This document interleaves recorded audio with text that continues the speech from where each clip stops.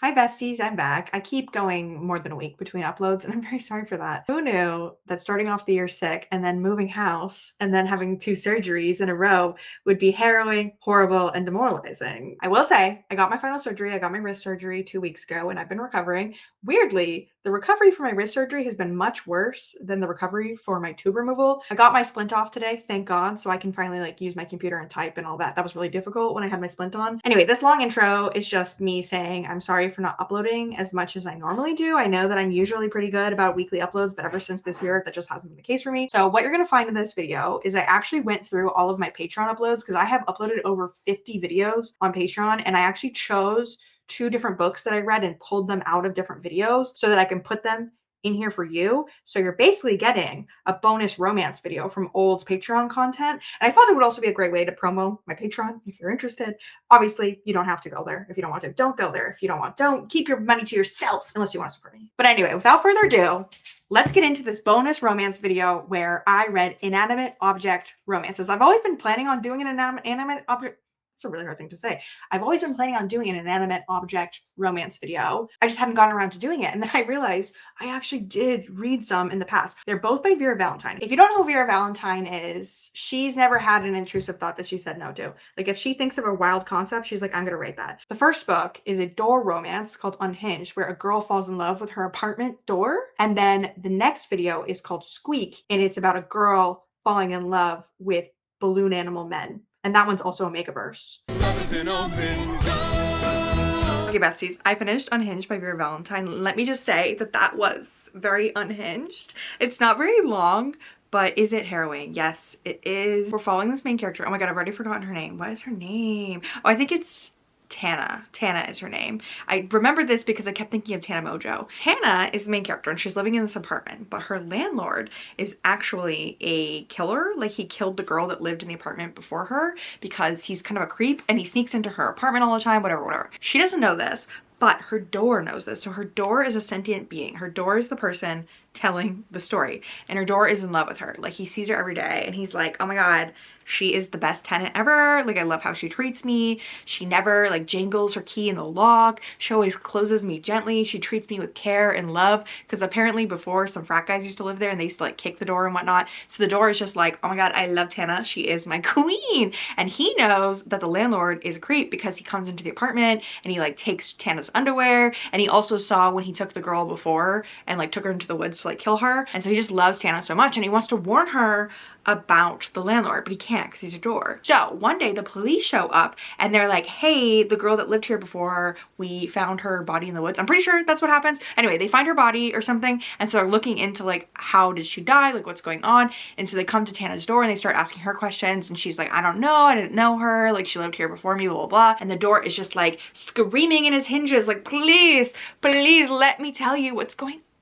And he just feels very like helpless because he just loves this woman and he wants to save her. And so then one night this guy shows up, like a wizard shows up at the door, and he's like, hey, you're my son. And he tells like this really crazy story about how one time a long time ago he was like in the woods and they were like enchanted woods and he like fucked a tree, and so he's like, you technically are my son because you're like an oak door. So basically the wizard guy's like, yes, you are my son, and if you want to be with this girl Tana that you are in love with, you need to give her like free will. So I'm gonna give you like a human form and allow you to go into her dream with a spell, and you're gonna warn her in the dream and like make contact with her, because obviously the door can't talk at this point. And so he's like, you have to convince her to consummate your relationship when you are still a door, like kissing a frog basically. And if you get her to do that, then you will turn into the human form that you are in her dream.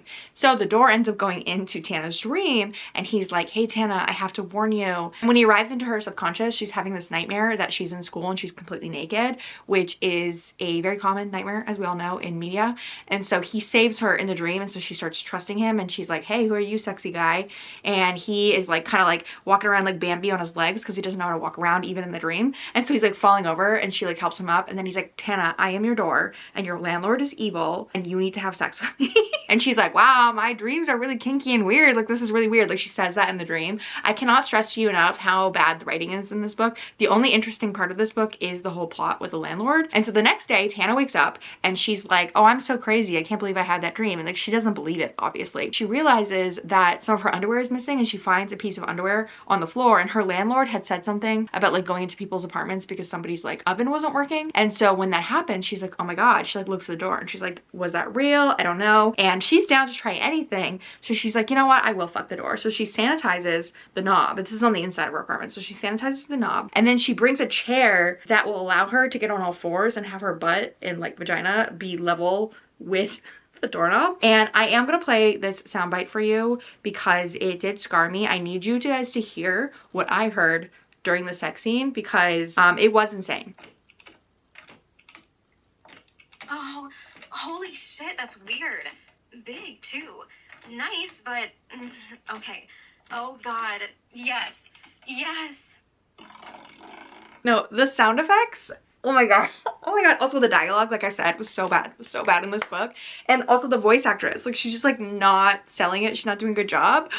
I could not get over the fact that the door sound and then even the door stopper sound, like no, straight to jail, straight to hell. Okay, after she fucks the door, obviously the door turns into a human. He doesn't turn immediately, so Tana's kind of like, oh my God, I'm so crazy. I can't believe I just fucked a door. So he turns into a human, and he's a very sexy human, obviously. And so she's like, oh my God, I can't believe my door turned into a guy. So she has to like take him to Walmart to like get clothes, and women keep staring at him because he has like no shirt on because she just gives him a pair of sweatpants from one of her exes. They do a bunch of like little like cutesy like montage type things in the book, and she asks him what he wants his name to be because he doesn't have a name, and he remembers that she has a crush on Idris Elba, so he's like, call me Driss. Then the landlord does show up at the apartment because he wants to kill Tana. Also, he like poisoned Tana's orange juice, and the door warns her like not to drink it. So Driss and Tana end up fighting off the landlord, but he has a gun and he ends up trying to shoot Tana, but Driss like saves her and he gets shot, and when he gets shot he turns back into a door.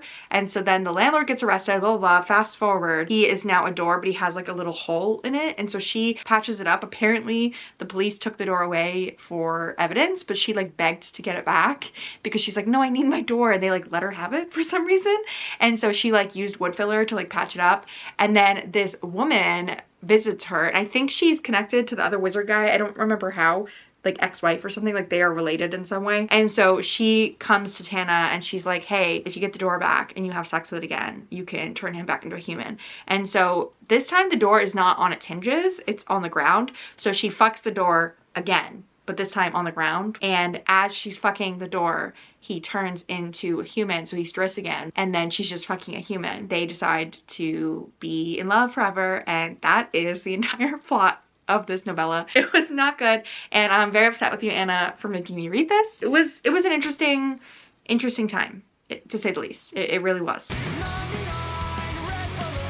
Okay, I'm not very far into the story yet, but premise is so funny.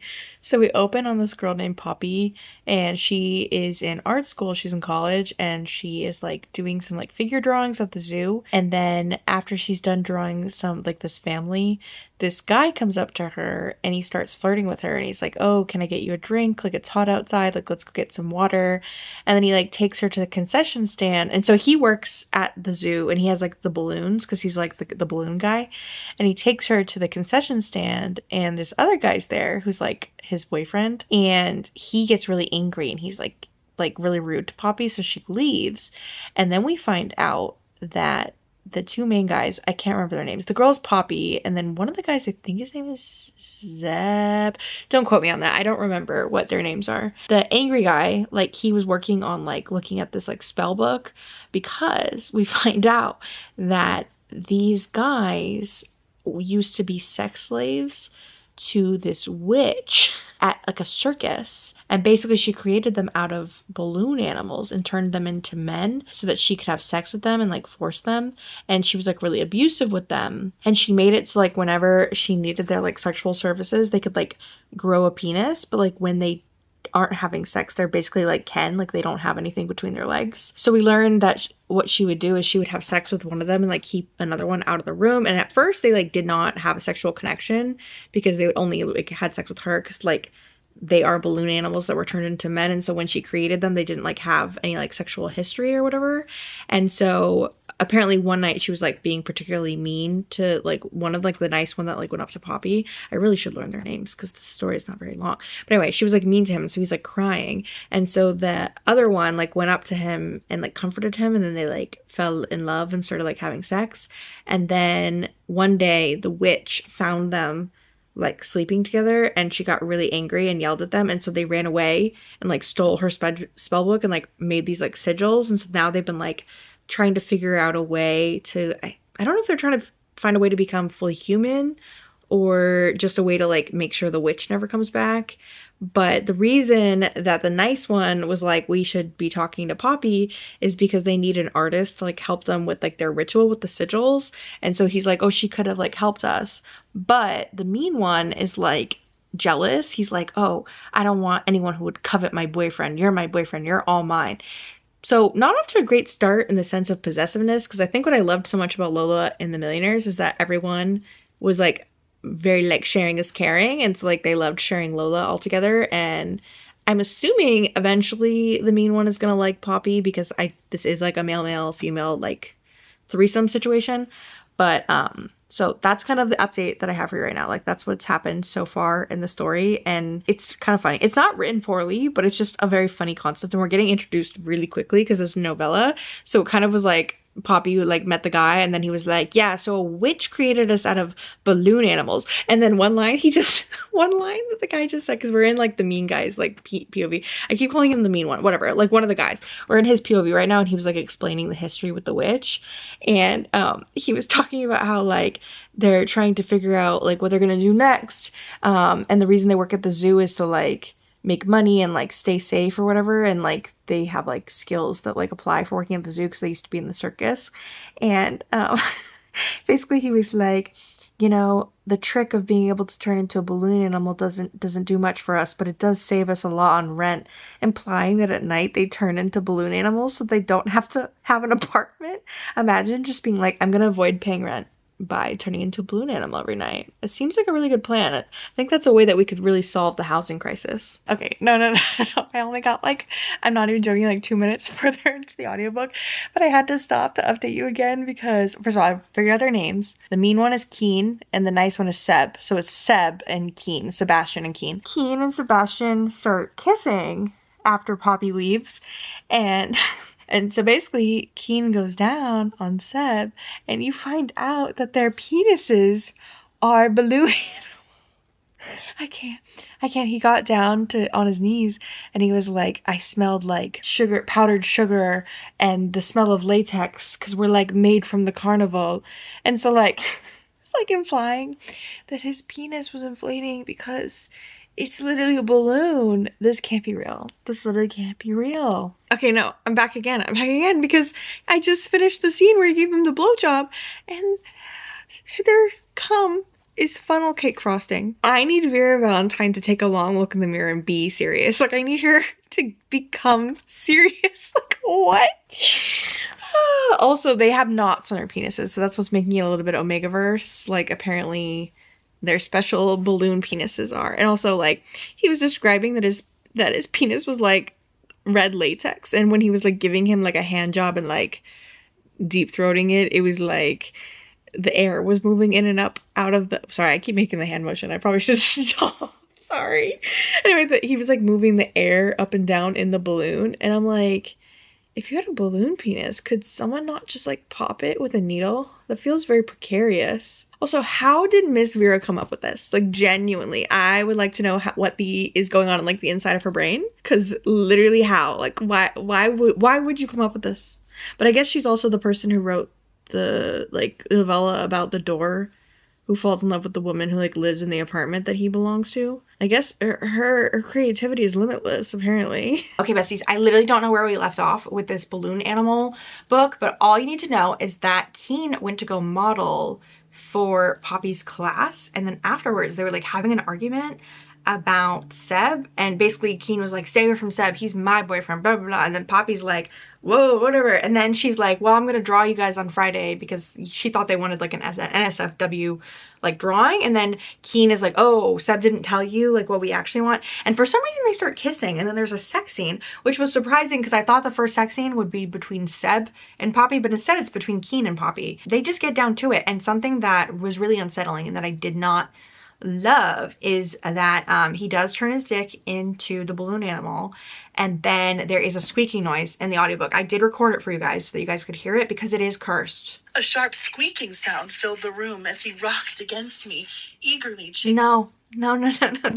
I truly feel Miss Vera Valentine was like, I can, so I will. And she didn't really think about like, should I do this? And also I think I mentioned in an earlier clip that their cum is funnel cake frosting. And so Keen actually ends up coming inside Poppy, and I'm like, that is just a recipe for BV, yeast infection, UTI.